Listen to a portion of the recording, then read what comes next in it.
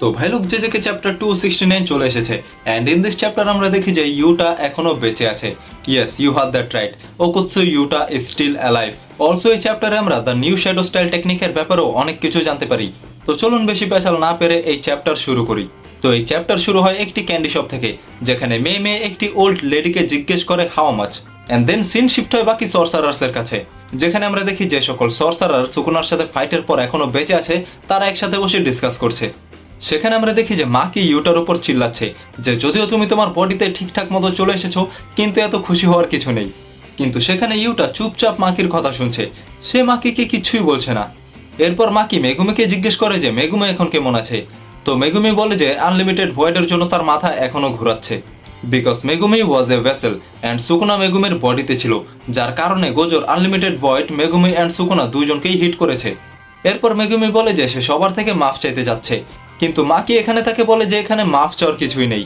তো সেখানে ইউজি বলে যে এখানে তার মাফ চাওয়া উচিত, কারণ এই সব কিছু তার জন্যই হয়েছে। কিন্তু কুসাকাবে এখানে বলে যে এই সব কিছু গোজোর জন্য হয়েছে, কারণ গোজো ইউজিকে আগে মারেনি, আর তাই এত কিছু হয়েছে।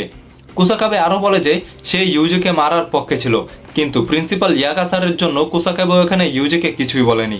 কুসাকাবে এখানে এটাও মেনশন করে যে ইউজি শুধু কেনজাকুর একটি ভিকটিম ছিল, আর তাই তার মনে হয় না যে ইউজিরও এখানে তেমন দোষ আছে। এরপর ইউজি ইউটাকে জিজ্ঞেস করে যে ইউটা তার বডিতে কিভাবে ফিরে এসেছে। তো ইউটা বলে ইটস অল থ্যাঙ্কস টু রিকা, কারণ যখন ইউটা গোজোর বডিতে ছিল আর তার টেকনিক বার্ন হয়ে গিয়েছিল, তখন ইউটা মনে করেছিল যে তার সাথে কানেকশন লস্ট হয়ে গেছে। বাট তার সাথে রিকার কানেকশন লস্ট হয়নি, কারণ Rika continuously reverse curse technique use করছিল ইউটার বডির ওপর, যাতে ইউটার বডি ঠিকঠাক থাকে। এরপর মাকি বলে যে যদি ইউটা আগের থেকে একটু বেশি সিরিয়াস হতো, তাহলে তারা এই ফাইট অনেক আগেই জিতে যেত, আর সেখানেও কেনজাকুকে মারার জন্য আমার যাওয়া উচিত ছিল। তো তোদো এখানে বলে যে তার বুগি বুগি টেকনিক মাকির ওপর কাজ করবে না, আর যদিও সেখানে মাকি কেনজাকুকে মেরে ফেলতো, তাহলেও কেনজাকুর ভেতরে যে কার্স স্পিরিট আছে সেগুলোকে সামলানোর জন্য রিকাকে দরকার ছিল। এখানে আমরা জানতে পারি যে তোদো ইউটাকে কেনজাকুর কাছে পাঠিয়েছিল, আর তাই কেনজাকু এটা বুঝতেই পারেনি যে ইউটা সেখানে কখন চলে এসেছে। এরপর মাকি বলে যে ইউনোমাকির কার্স স্পিচ হিগুরুমার ডোমেনে ইউজ করা উচিত ছিল, তাহলে হিগুরুমা তার সোয়ার্ড দিয়ে আগেই সব খেলা শেষ করে দিত। But then we see Higuruma is still alive, যাকে সুকুনা এত বাজেভাবে মেরেছে সেও এখন বেঁচে আছে। সেখানে হিগুরুমা বলে যে কার্স স্পিচ ইউটার ডোমেনে ইউজ করার ডিসিশন হিগুরুমাই নিয়েছিল, কারণ হিগুরুমার ডোমেনে ভায়োলেন্স অ্যালো নেই।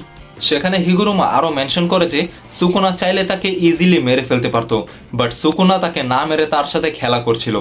সেখানে পান্ডা বলে যে সুকুনা তখন একটু উইক ছিল, যার কারণে ইনুমাকের কার্স স্পিচ সুকুনার উপর ইফেক্ট করেছে, আর যদি সেখানে সুকুনা ব্যালেন্সে থাকতো তাহলে সেটার ফিডব্যাকে ইনুমাকি মারাও যেতে পারতো।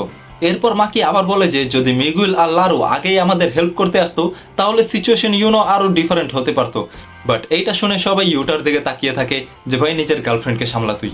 তখন ইউটা বলে যে আরে তারা তো আসতেই চেয়েছিল না। এরপর ইউজি বলে যে ইউটা তাকে তার কার্স্টুল দিয়েছিল, যার কারণে সুকুনা তার আঙ্গুল দেখতেই পারেনি। তো মাকি বলে যে তাকে গ্লাভসও দিতে পারতে। তারপর ইউজি বলে যে ওকোৎসু সেনপাইয়ের জন্যই সুকুনা তার ডোমেন সেকেন্ড টাইম ইউজ করতে পারেনি। তো সেখানে মাকি বলে যে এটা আগেও করতে পারতে, বাট স্টিল ইউতা ইজ সাইলেন্স। এখানে এটা প্রুভ হয়ে যায় যে it doesn't matter how much strong you are, তোমার পছন্দের নারী যেটা বলবে সেটা শুনতেই হবে। দেন তোদো সেখানে চোজোর মৃত্যুর জন্য নিজেকে দায়ী দেয়। সে বলে যে সুকুনার ডোমেনের সেন্টারে তার কার্স এনার্জি এত বেশি ছিল যে তোদোর কার্স এনার্জি তাকে দেখতেই পারেনি। এরপর ইনো বলে যে চোসোর মৃত্যুর জন্য সেও দায়ী। তারপর সেখানে ইউজি বলে যে সেখানে চোসোর বদলে তার মরার কথা ছিল।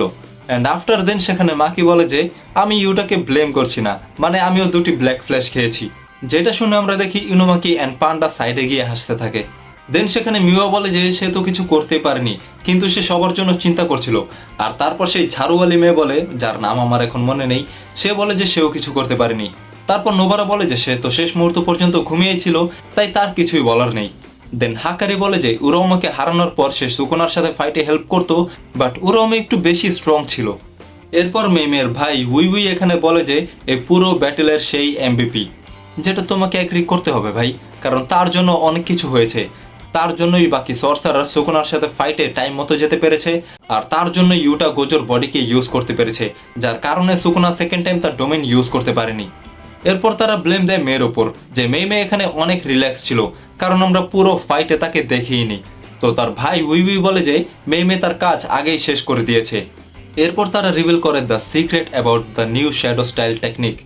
হাকারি বলে যে নিউ শ্যাডো স্টাইল টেকনিক শুধুমাত্র কিছু সার্টেন পিপলই ইউজ করতে পারে, যেটার কারণ আমরা কুসাকাবের থেকে জানতে পারি যে একটি ফ্যামিলি বাইন্ডিং ভাউ দিয়ে বাকি ইউজারদের new shadow style technique use করা থেকে রেস্ট্রিক্ট করে রেখেছে। মানে এক সময় একটি ফ্যামিলি ছিল শুধুমাত্র তারাই the new shadow style technique use করতে পারতো, যার নাম হচ্ছে আসিয়া সাদাতসুনা, যে এই টেকনিক ইনভেন্ট করেছে। But generation by generation new shadow style technique নিজের ইন্টারেস্ট হারিয়ে ফেলে, আর তারপর থেকেই সিম্পল ডোমেন হয়ে যায় এটার ট্রেড সিক্রেট। যার পর থেকে 3 ফ্যামিলি মানে Gojo clan, Kamo clan and Zenin ক্ল্যানই the new shadow style technique use করতে পারতো। বাট তারা যে new shadow style technique use করতে পারে সেটারও কিছু কন্ডিশনস আছে। প্রথম কন্ডিশন হচ্ছে তারা কাউকে এটা শেখাতে পারবে না, আর তারা তাদের হেডকে রিফিউজ করতে পারবে না। কিন্তু ম্যাটার শুধু এইটাই না, নিউ শ্যাডো স্টাইল টেকনিক যারা ইউজ করে তাদের লাইফ মানে বয়সও ধীরে ধীরে কমতে থাকে বিকজ অফ বাইন্ডিং ভাউ। এরপর কুসাকাবে বলে যে যখন নিউ শ্যাডো স্টাইলের হেড মারা যায় তখন অন্য কেউ সেই নিউ শ্যাডো স্টাইলের হেড হয়, আর যে নিউ শ্যাডো স্টাইলের হেড থাকবে সেই নিউ শ্যাডো স্টাইল থেকে বাকি বাইন্ডিং ভাউগুলোকে সরিয়ে দিতে পারবে। এরপর কুসাকাবে বলে যে এখন সেই হচ্ছে the head of new shadow style technique, আর সেই নিউ শ্যাডো স্টাইল থেকে বাকি আননেসেসারি বাইন্ডিং ভাউগুলোকে সরিয়ে দিয়েছে, যার কারণে ইউজির মতো সর্সারারও new shadow style technique use করতে পারতো। এরপর আমাদের আবার সেই সিন দেখানো হয় যেখানে মেমে সেই ওল্ড লেডিকে জিজ্ঞেস করে হাউ মাচ, তখন সেই ওল্ড লেডি বলে যে কিসের, তো মেমে বলে ফর ইউর লাইফ।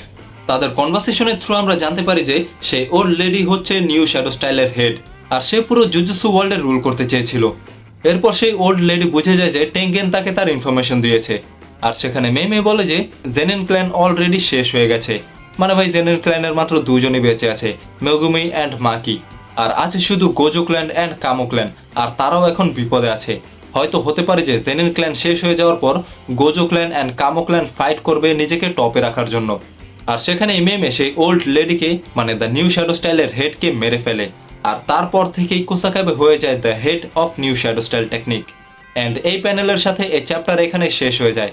তো তোমরা বলো যে তোমাদের কাছে এই চ্যাপ্টার কেমন লেগেছে, আর যদি এই চ্যাপ্টার দেখে তোমাদের কোথাও ভালো লাগে বা মজা পেয়ে থাকো তাহলে লাইক করে দাও, চ্যানেলটিকে সাবস্ক্রাইব করে দাও, আর দেখতে থাকো জেটেক্স অ্যানিমে।